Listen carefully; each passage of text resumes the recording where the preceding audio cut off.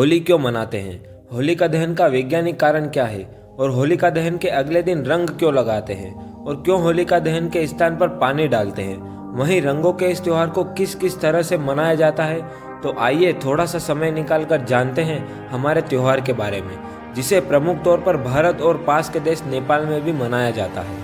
आपने हिरण्यकश्यप और उनके बेटे प्रहलाद की कहानी तो सुनी होगी। हिरण्यकश्यप नामक एक बलशाली असुर था। वह स्वयं को ही भगवान मानता था और राज्य के सभी लोगों को भी अपनी ही पूजा करवाता था। लेकिन हिरण्यकश्यप का पुत्र भक्त प्रहलाद भगवान विष्णु का भक्त था और वह उन्हीं को मानता था। लेकिन हिरण्यकश्यप इस बात से क्रोधित था क्योंकि वह चाहता था कि उसका पुत्र भगवान को नहीं बल्कि उसी की पूजा करे। लेकिन प्रहलाद को यह बात मंजूर नहीं थी। इसी के लिए हिरण्यकश्यप ने कई बार प्रहलाद को मरवाना चाहा, लेकिन सफल नहीं हुआ। इसी के चलते हिरण्यकश्यप की बहन को ब्रह्मा द्वारा वरदान भी प्राप्त था कि वह आग में भस्म नहीं हो सकती। वरदान में उसके पास एक विशेष तरह के वस्त्र प्राप्त थे जिसे पहनने के बाद आग से नहीं जल सकते थे।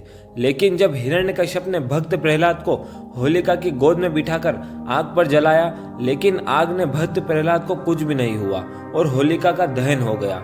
इसी के लिए होलिका दहन की जाती है और इसे बुराई पर अच्छाई की जीत का प्रतीक भी माना जाता है। अब यह भी जान लीजिए कि होलिका दहन के वैज्ञानिक फायदे क्या हैं। जब होलिका को जलाया जाता है तो उसके करीब 145 डिग्री फ़ारेनहाइट तक तापमान बढ़ता है, जिससे शरीर और आसमान में मौजूद बैक्टीरिया को नष्ट कर देता है और वातावरण का शुद्धिकरण हो जाता है। और दक्षिण भारत में होलिका दहन के बाद होली की बुझी हुई राख को माथे पर लगाते हैं और कुछ इसे अच्छे स्वास्थ्य के लिए चंदन, हरी कोंपलों और आम के वृक्ष के बोर को मिलाकर उसका सेवन करते हैं। अब आपने देखा होगा कि होलिका दहन के बाद अगले 7 दिनों तक उसमें पानी डालते हैं। ऐसा इसलिए करते हैं क्योंकि भक्त प्रहलाद को आग से बचाने के लिए स्वयं शीतला माता आग में जली थी।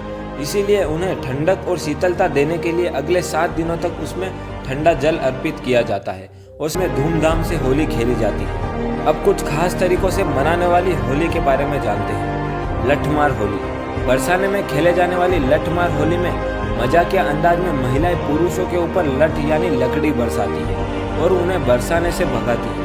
इस लठमार होली की शुरुआत 5000 साल पहले हुई थी, जिसे राधा और उनकी सखियों ने कृष्ण और उनके साथियों को लाठी से पीटकर अपने आप से दूर करती थी।